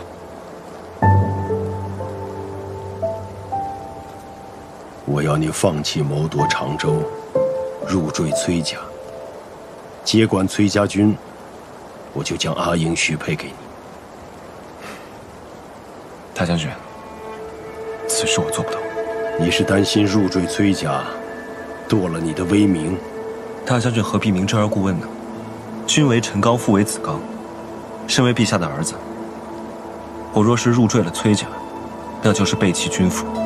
而崔家竟以皇子为赘婿，朝中上下必然会视作对陛下的羞辱，逐辱臣死。那么朝中也必定会主张征灭崔家军，届时天下又陷入延绵战火之中，是为不忠于国，不孝于父，恕李逆难以做到。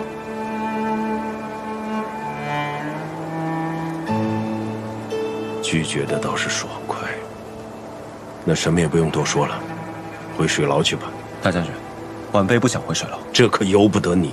大将军，阿莹身上有余毒未清，我想留下来多照顾她一些时日，待她康复，我任由大将军处置。好，你能这么想，也算是有情有义。那么大将军是答应了？但你擅闯将军府，又试图越狱，须得遵照我崔家军的军法，受一次鞭刑，我方可免你牢狱。秦王，是进水牢还是受鞭刑？这两者你自己选。晚辈自当受鞭刑。好，爽快。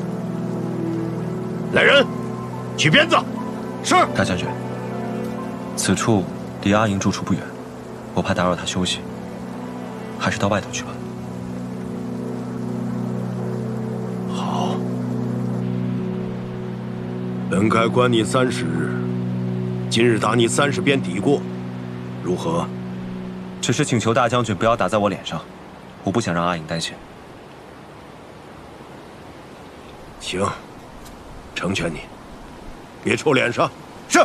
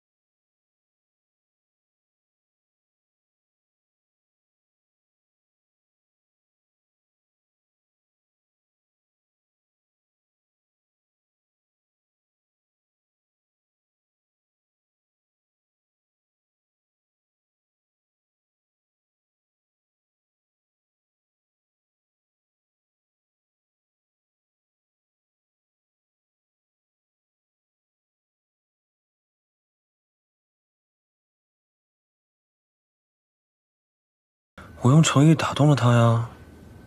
诚意？我跟他说，常州我不要了，他一高兴就不再管我了，让我进来陪你了。胡说八道！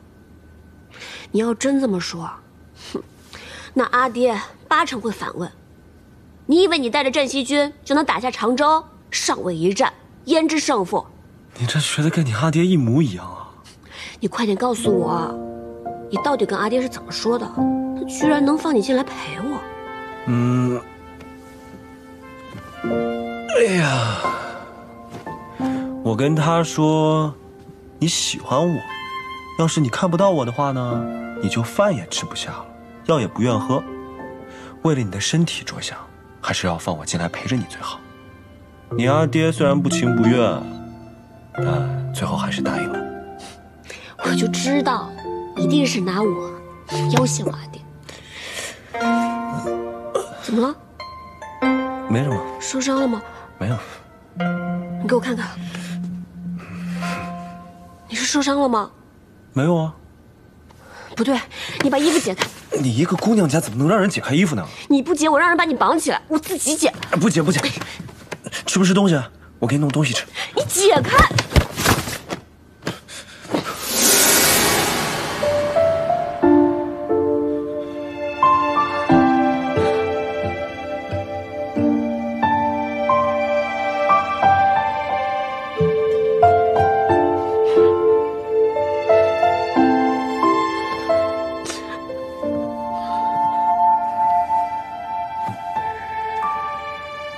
阿爹打了你多少鞭啊？30。你堂堂秦王，你就不会端出身份来呵止大将军？你告诉他有君臣之分啊！口口声声说自己是镇西军最好的斥候，那你为什么不拿出本事来一走了之？难道他们还会追杀你到镇西军大营不成？好了，阿姨，别哭了，别生气了啊！没有生气。你脸都气红了，还说没生气啊？我就不认识你这么傻的人。阿姨啊，你想啊，要是咱们生个女儿呢，千娇百宠的，养得跟明珠一样。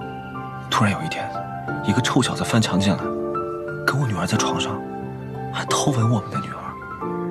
我要是发现了，我不拿一把刀把他碎尸万段啊！才30鞭，已经便宜他了。谁要跟你生女儿？儿子也行，儿子也行，反正这事儿你就不要生气，更不要怪崔伯父了。崔大将军，桃子呢？药煎好了，我去拿给你。我要找他拿药。药煎好了呀。他金疮药，伤口都成这样了，如果今天不上药，明天肯定会溃烂的。那我去拿，但是我拿回来，你会帮我涂吗？你爱涂不涂？这么笨的人，让你疼死算了。有没有人啊？有没有人啊？有没有人啊？把我绑在这3天3夜，你们是谁啊？有没有人啊？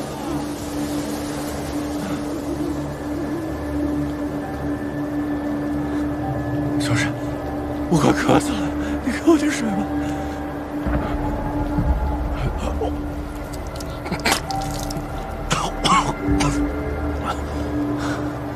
小沈，你们把我到这里来有何贵干？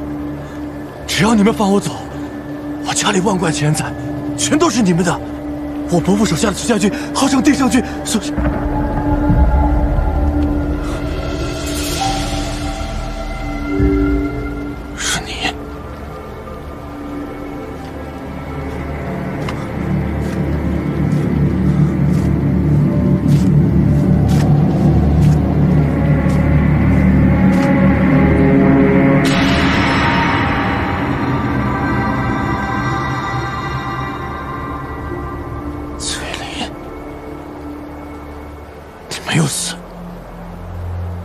不是崔林。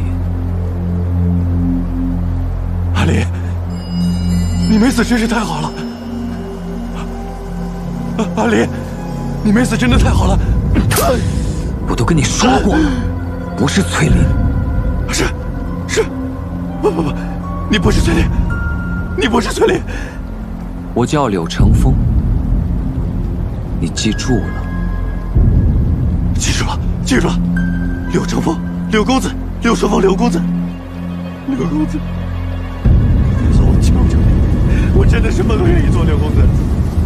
柳公子，你相信我。只要放我一条生路，刘公子。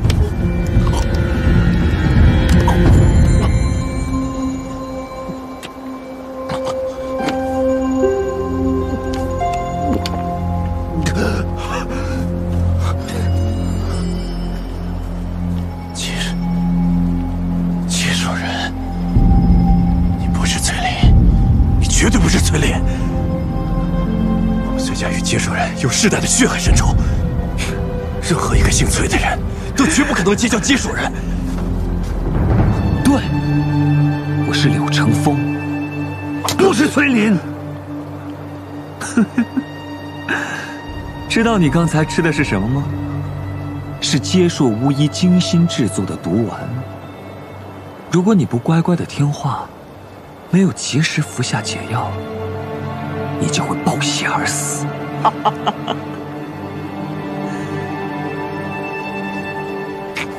柳公子，你大人不计小人过，你，只要你放我一条生路，我什么都愿意干。柳公子，我什么都愿意干，我真的什么都愿意干的。只要你乖乖听话，按照我的吩咐去做，我自然会给你解药。多谢柳公子，多谢柳公子，多谢柳公子。桃子，这是我从山上专门给你摘的。真不错，闻起来可真香。哦对，石七郎怎么样了？别提了，大将军啊，把他从牢里放出来了。我依照军规，先打了他30鞭子。什么？30鞭子？要不怎么说你们家秦王可真是条好汉，被打成那个样子了，也不肯开口向大将军求饶一句。他这个人啊，是这个样子，到死都不会服软。其实我们家大将军也是个嘴硬心软的，但凡秦王肯开口说几句软话，也不至于被打得那么惨。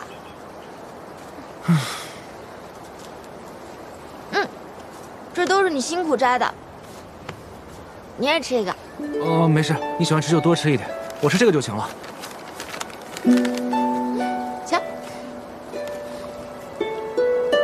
原来如此。什么原来如此啊？原来你们崔家军上上下下都一样，都是嘴硬心软。我凶得很呢。好好，你凶。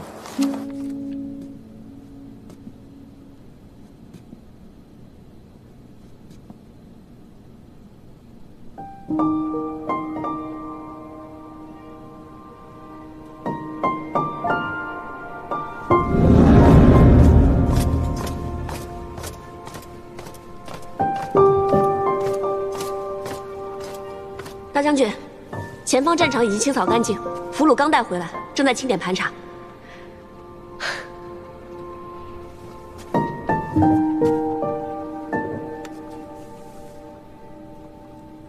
阿英啊，阿爹是不是不该这样？阿爹，您怎么了？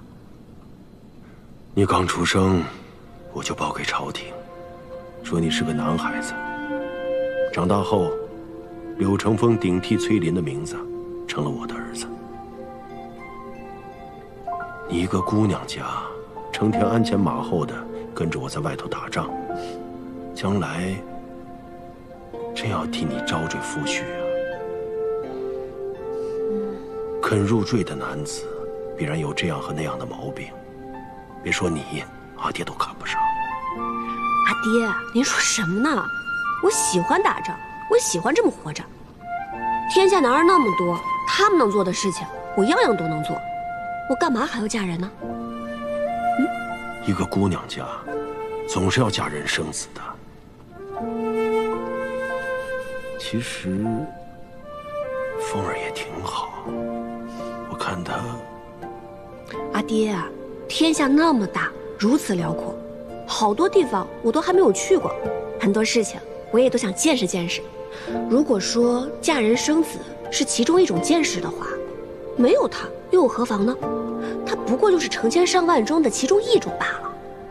阿爹总有一天会老，会离开你，到时候你孤零零一个人，我有什么颜面去地底下见你阿娘？阿爹，这辈子我活得十分开心快活。等100年之后，您见了我阿娘，就告诉阿娘，这是我最喜欢的活法。我想阿娘知道了，她会开心的。还有什么事情比自己的女儿开心快活更圆满的呢？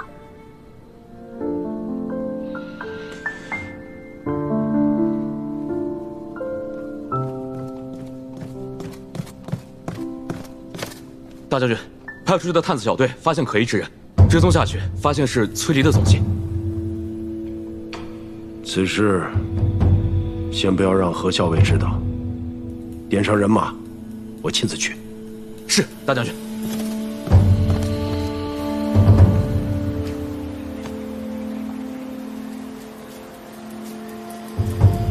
刘公子，一会儿崔乙来了，你该说什么，记得吗？我记得，刘公子，我记得。刘公子，要是我配合你演好这场戏，你是不是就能把解药给我，解我身上这毒？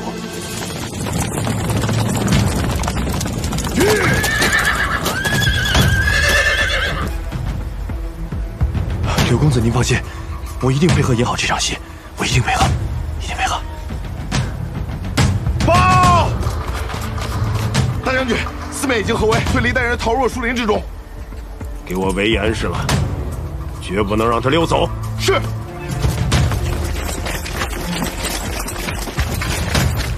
别过来！都别过来！再过来我杀了他！别过来！退后！退后！撤！撤！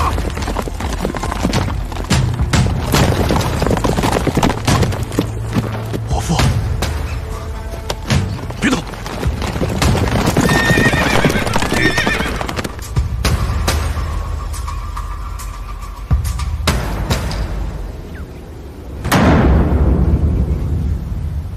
伯父。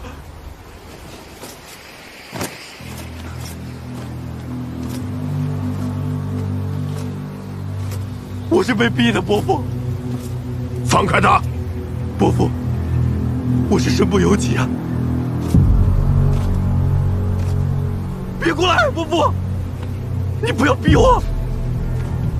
放下剑！你还是我崔家子侄，否则家规军法都难饶你一死。伯父，侄儿也是逼不得已的，我都是被李逆逼的。我不杀阿林，他就要杀我，所以我才设计把阿林逼到了河中。不过等他们人马一走，我就立马从下游把阿林救了起来，还给他疗伤。伯父，伯父！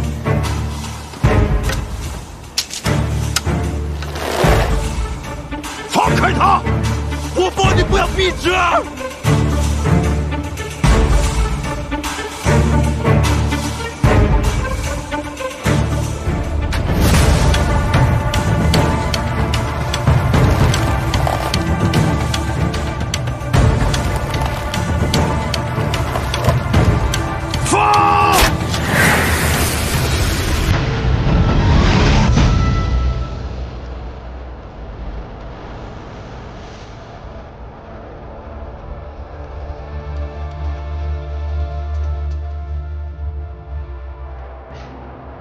放！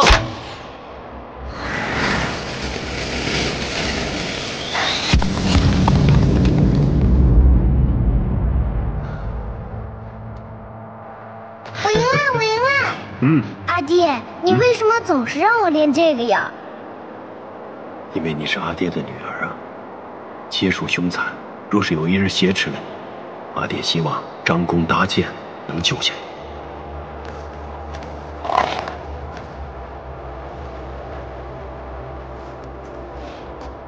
过来！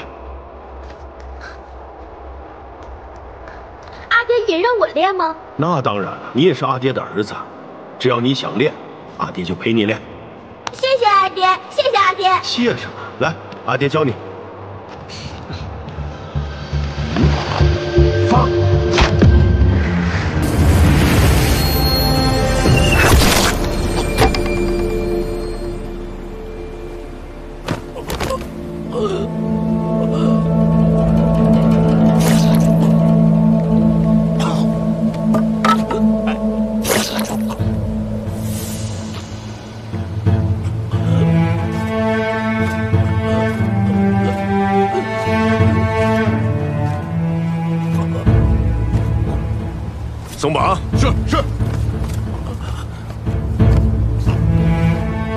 说过了，放下剑，依家规军法，还可以饶你一命。你不肯，就不能不依军法处置。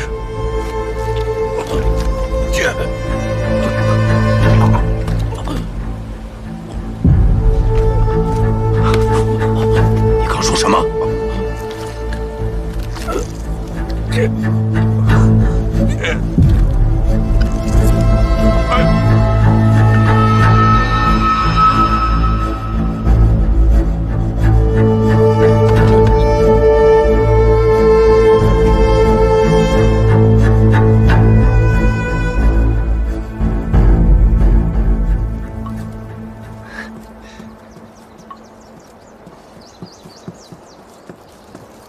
殿下，要不还是我来吧。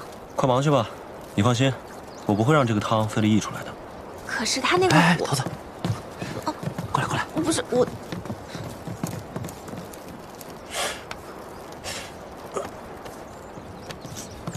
不许挠！再挠，你的伤口就该不好了。那你又不替我涂药，我自己又够不到，当然会痒了。那还不是要给你教训，看你下次还敢不敢？还有下次啊？哼，难说。你这么笨，想必我阿爹看着你就生气，说不定下次还要打你。下次打我再说吧。我觉得呀，这个汤快好了。嗯，你试一试啊。挑个大的，枸杞，还有枣，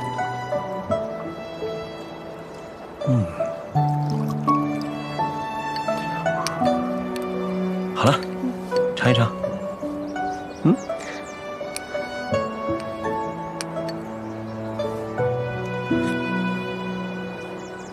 怎么样？甜不甜？还可以。那你让我尝尝甜不甜呗？还有那么多呢，你自己咬啊。那药苦不苦，我可是替你先尝了。这汤甜不甜，不能也让我尝一尝吗？让我尝尝。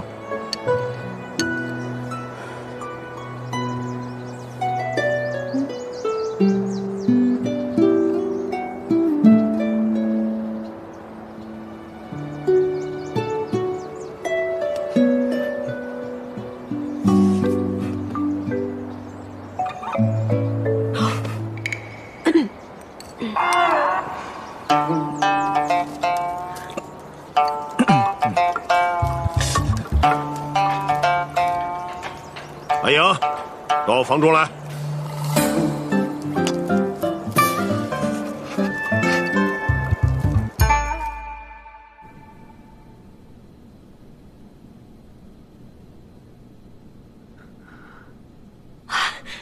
公子，公子醒了。哎呦，我没有在做梦吧？我还能活着回来见你。哎呀，公子能安然无恙的回来，我们都十分欢喜呢。太好了，阿英，我们又可以在一起了。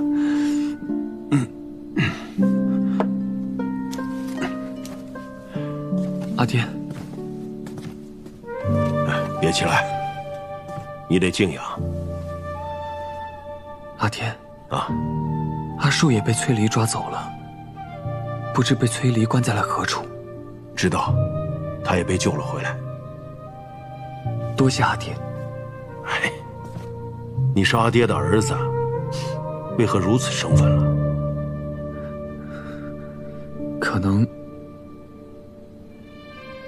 可能是劫后余生，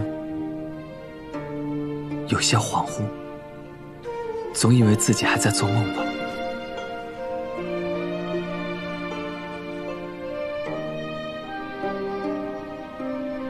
从小你身子就弱，刚才大夫来给你诊脉，说你的脉象倒比从前健忘了，说不定这一劫过去呢，以后就好了。是，但愿如此。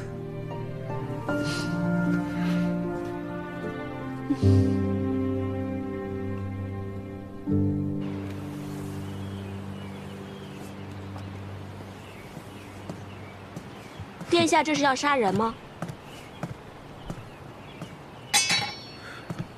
你要再不回来，我可真要大开杀戒了。我的兄长大难不死，好不容易才把他救回来，我难道不应该去看看？他要真是你的兄长，那我也就不多说什么了。可他分明就不是，你还亲手给他磨了一套旗子，手指都磨破了，口口声声叫他兄长，怎么？他没有名字吗？他真名叫做柳成风，虽然不姓崔，但他真的是我的兄长。反正我不喜欢他。这个人无信无义，当初卖了潼关，害我镇西军死了这么多兄弟。更何况，你还因为我没能及时救他，跟我大闹了一场脾气。你从来不会因为别人对我那样。他一回来，你就去看他，还看了半天，就算是真兄长，也过分了吧？这么小气啊？那今天晚上我让厨房送一坛醋来好了，让你慢慢饮。甜汤那次你还欠着我呢，怎么让我喝醋啊？行，那我就喝一口喂你一口，大家一起酸掉牙好了。